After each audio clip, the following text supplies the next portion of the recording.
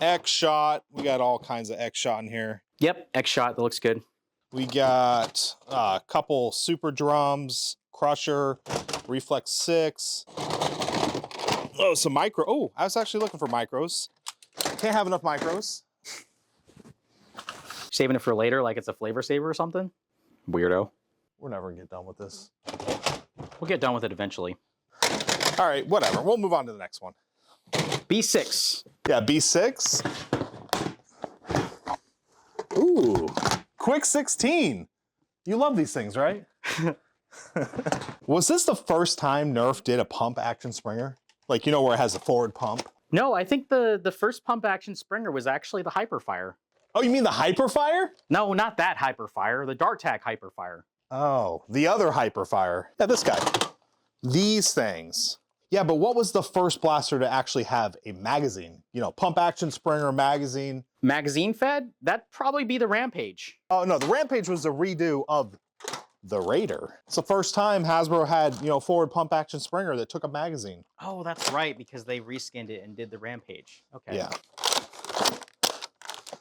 Oh, that's what high performance used to look like? Boy, have we come a long way.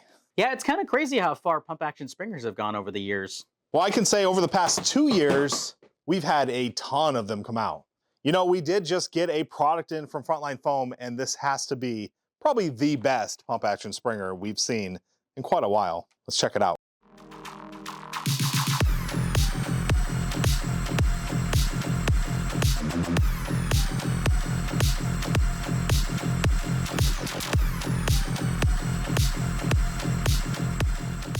With all these magazine-accepting pump-action springers, it makes you wonder, which one do you choose? And why is the pump-action springer such a predominant blaster in this hobby? I believe the reason why it's so popular is because it's just a tried-and-true design that you've seen over and over, and it just works. And it seems like all the companies that do competitive foam flinging out there do some variant of the mag-accepting forward pump-action springer design. We definitely have a lot of options to pick from. So let's address the question, which one do you choose? Obviously today we're looking at the SBL by Gavin Fuzzy. This is a product sent in from Frontline Foam, and keep in mind, this was built by Gavin Fuzzy, which is really cool. So I present to you several areas to consider when picking a pump action springer. The first is pretty easy. This can help weed out a lot of stuff, and that's accuracy. How accurate can these blasters get?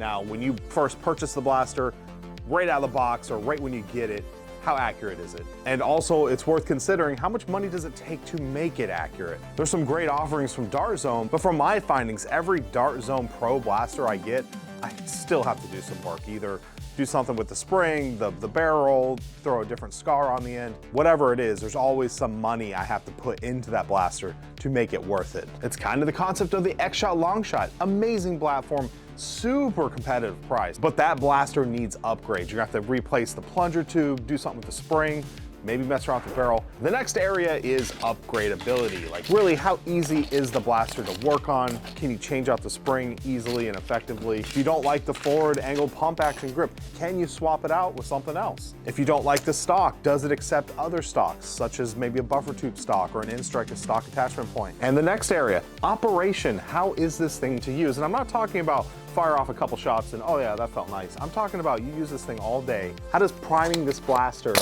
all day long feel? Do you get tennis elbow? Is it a super heavy prime with a hard trigger pull and it doesn't even shoot that high of FPS? These are things you gotta look at. That also goes into the overall weight of it. Is it too heavy? Does your wrist cramp up? Does it actually hurt to operate this thing all day long? Some of these things are kind of personal preferences. So with all that said, now that I've set the stage, what do I think about the SBL? I'm a big fan. And one of the main things with this blaster is its accuracy. And the reason why I'm a big fan of this is because this one right here is hitting upwards of 150 FPS. It comes with a scar barrel on it already. The design and the ergo of this blaster is just perfect. I couldn't want a different design. There's something about Gavin Fuzzy's designs that just, the attention to detail and the greebling and just how it feels, it's gotta be the best. The blaster has generous amounts of Picatinny on the top. This whole shroud here has M-LOK all all over it, so you have lots of different options. This collapsible stock is just super good quality. This is an injection molded part right here. It's got a lock here so it can have multiple position. It really feels like a quality product. Now, for those of you out there that have seen my Seagull review, no, I don't want to stress test that, and that is the one thing that this blaster is lacking, and that is just the overall strength and durability, which you just cannot achieve with 3D printed parts. If I were to take this blaster and maybe slap it against a tree or throw it on the ground, I'm probably going to get some cracks or breaks. So that's unfortunate, but that's just the nature of 3D printed parts.